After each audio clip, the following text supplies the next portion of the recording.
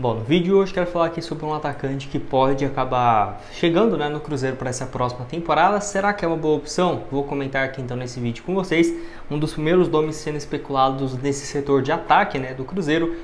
Quero falar aqui também sobre o Rodrigo Caio, onde até um fotógrafo aqui que já trabalhou no clube, fez uma postagem falando, se não poderia ser uma boa o Rodrigo Caio no Cruzeiro para a próxima temporada. Vou comentar aqui que eu acho também sobre o atleta, que está aí com seus 30 anos de idade e de saída do Flamengo. Além disso, dessa última rodada da Série A, que estou gravando esse vídeo na quarta-feira, vai ser então esse vídeo para sair de tarde, contra o Palmeiras, que é aquela coisa, apesar de ser a última rodada, esse jogo vale muita coisa para o Cruzeiro e acabou que ficou bom ainda, porque mesmo que o Cruzeiro vença o Palmeiras e tudo mais, o Palmeiras vai se sagrar campeão, muito difícil algo não acontecer nesse sentido, e para o Cruzeiro faz muita diferença um empate hoje e uma vitória então, principalmente. Por quê? Eu vou mostrar aqui então para vocês.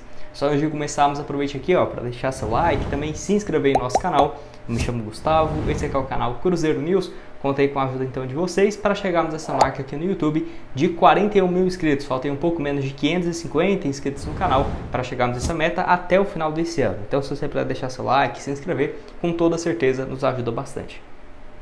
Quem nos ajuda bastante aqui também é o Futebot BR, que eu vou deixar o recado deles aqui aparecendo para vocês. Quer lucrar nas apostas esportivas, mas está sem tempo para analisar todos os jogos? Nós, da Futebot BR, temos a solução para você. A nossa equipe desenvolveu em 2019 um sistema de inteligência artificial que analisa diariamente os históricos de todos os jogos de futebol e campeonatos do mundo. Os nossos robôs de análise de dados, CR10 e AM11, analisam placares recentes, desempenho dos jogadores, contextos dos campeonatos, técnicos e muitos outros pontos relevantes, e com isso identificam jogos com alta probabilidade de empate, ambas marcam e vitória. Além disso, calculamos as porcentagens ideais para cada jogo usando a fórmula do critério de Kelly para proteger o seu investimento, maximizar os seus lucros e reduzir os riscos. Resumindo, usamos a matemática para oferecer as melhores oportunidades de apostas esportivas para os nossos clientes. São em média 5 jogos por dia, mais de 150 jogos por mês. Todos os jogos são enviados um dia antes no nosso grupo VIP no WhatsApp. Isso já para facilitar para os clientes que trabalham e não tem tempo para ficar acompanhando os jogos ao longo do dia. Siga o nosso Instagram,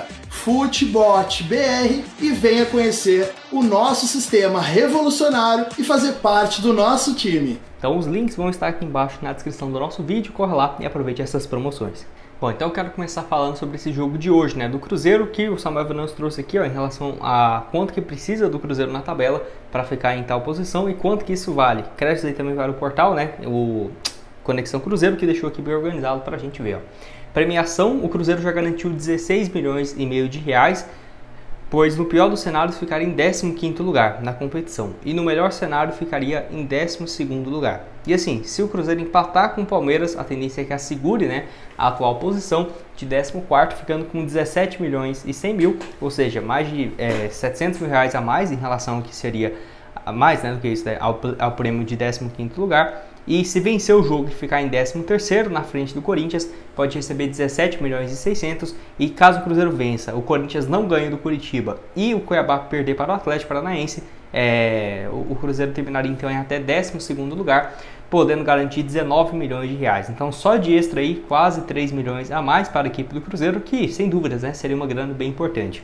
Eu acho difícil ter essa combinação de resultados do Corinthians não vencer o Curitiba, ainda tem o Cuiabá e o Atlético Paranaense, acho que para ficar um empate é bem grande. Eu acho que o Cruzeiro vai acabar terminando mesmo nessa posição, tá? Nem sei se o Santos vai conseguir vencer o Fortaleza, porque não é um jogo fácil para o Cruzeiro. Eu vejo muita gente falando, ah não, mas o Cruzeiro tem que entregar esse jogo, para não ter risco do Palmeiras perder para o Atlético Mineiro. Eu concordo, mas a grande questão o saldo de gols está muito diferente, Teria que ter uma diferença de 17 gols. O que? O Cruzeiro vai fazer 12-0 no Palmeiras, 5-0, e o Atlético Mineiro vai ganhar de 7-0 do Bahia, precisando não cair. Eu acho difícil demais, Então assim, Não acho nem que vai ficar fácil o Cruzeiro empatar esse jogo de hoje. O melhor resultado é realmente o Santos empatar aí com Fortaleza. Nem acho que o Santos deva cair, mas eles empatando, eles fugiria da zona do rebaixamento e ainda assim, né, o Cruzeiro garantiria essa vaga na Sul-Americana. Que eu acho que mais importante do que isso, vamos colocar aí, ó, o Cruzeiro então segurando 17 milhões e 100 mil com essa 14ª colocação no Campeonato Brasileiro.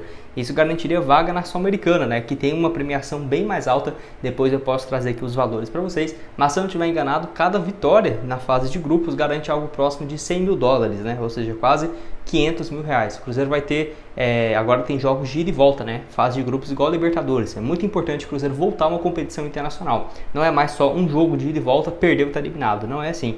A Sul-Americana agora, então se o Cruzeiro tem 6 jogos em casa, se ganha esses 6, é 600 mil dólares. E geralmente não são adversários, nossa, River Plate, Atlético Nacional, não é isso não.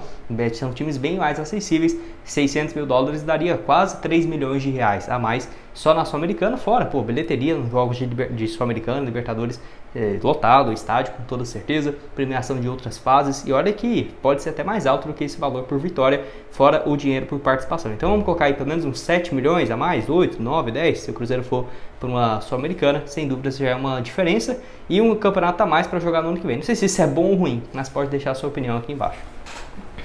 Bom, dando sequência aqui, quero falar então sobre o Rafa Silva, né? Onde eu vou deixar aqui algumas matérias, onde o primeiro aqui do blog da Raposa, assim ó, o Cruzeiro está em conversas com o atacante Rafa Silva, as negociações não estão avançadas, mas existem conversas, e com a permanência na Série A, pode ser que agora tenha novidades nas tratativas. Se houver uma proposta concreta por parte do clube, o staff do atleta tem que negociar com o time coreano, né? Que, enfim, no caso, não sei se teria uma compensação financeira, até porque ele não está vivendo uma fase sensacional, né? Eu acho que muita gente ficou com o pé atrás justamente por conta disso. Ele começa muito bem, se eu não estiver enganado, nos 8 primeiros jogos, ele já tinha 2 gols marcados. Terminou essa temporada agora, né? 25 partidas, 3 gols e 2 assistências. O centroavante aí de 31 anos de idade, que ano passado pelo Cruzeiro teve números bem melhores. 18 partidas, 6 gols e 3 passes.